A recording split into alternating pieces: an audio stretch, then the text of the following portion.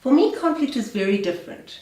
Most people see conflict as horrendous, not something to want, and most of us are conflict averse. For me, conflict is being given a bad rap. It's not so that conflict is a problem, it's how we handle conflict. Because in actual fact, as I'll explain to you, conflict is a point of transformation and change. It's almost like the opportunity card on Monopoly. It's kind of suggesting to you that this is an opportunity for growth.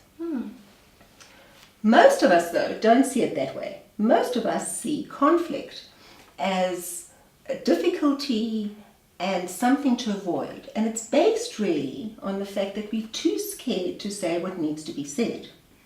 We tend, and if we take a couple, for example, Harry meets Sally. When Harry meets Sally, Harry, who comes from a background which is not very wealthy, he's a bit impoverished, he's still living with mom and watching the rands and cents, or the pounds and pence, depending where you are. And Sally, who is very much a kind of modern woman who's got her own job and able to get her own income.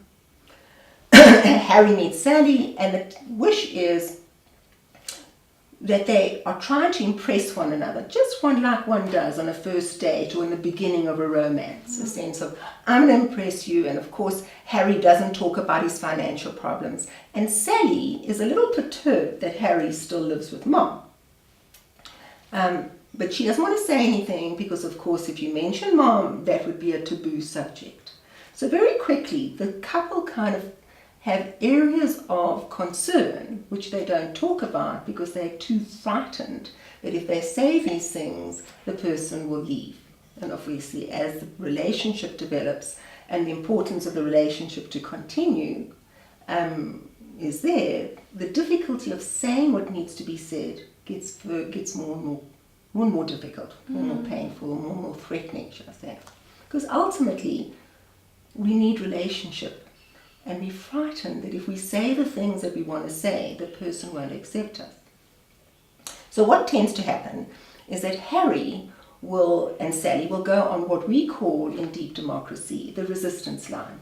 The resistance line. And I'll show you the resistance line and talk you through it as we go and show it to you on the slides. So the first point on the resistance line is a joke. It's that making a joke. It's not that all jokes are resistance, but it's that joke that's got a barb. And most of us are very familiar with those kind of jokes. We go into situations where we're a bit tense and we make these kind of funny jokes, which has got a little bit of sarcasm. The point of the joke is to try and get the person to understand the message. Typically what won't happen is we won't understand the message. And we've got all those kind of cliche jokes around mother-in-laws or relationships, which we're hoping will actually give a message across, but inevitably they don't. So then the couple will continue down the resistance line. Step 2 is that it's the excuses. It's the beginning of forming of the patterns. It's a sense of the person is starting to give excuses for not wanting to do something, because in actual fact, they're hiding the issue that they don't want to talk about, so it's under the surface of the water. So they create an excuse in order to not to do something. So for example, Harry will give an excuse of why he doesn't want to go to the expensive restaurant for dinner. He won't say, I can't afford it, but he will say things like, don't let's go to that expensive restaurant, let's rather go for a romantic picnic, or let's stay at home for a romantic dinner. What he's not talking about is the finance. Sally, who's a bit concerned with mom, not talking about the fact that she's concerned that mom may be more important to Harry, will tend to also give excuses. I know that you want to go to lunch at your mom's place again, but I really can't do it this time. I have that important appointment. And that becomes the excuses. So as an indicator, as psychologists, we know that if anything continues to continue beyond rationality, which is beyond 3 or 4 times, it's indicating that there's something in the unconscious, there's something deeper that's preventing the couple. A pattern. A pattern. So The next part on the resistance line is gossip.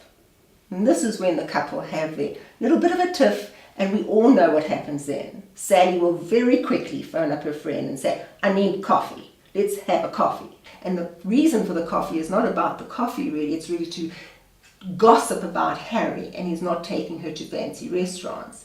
The reality is she's unable to talk to Harry, and like all people, we need a safety valve. So gossip is a safety valve.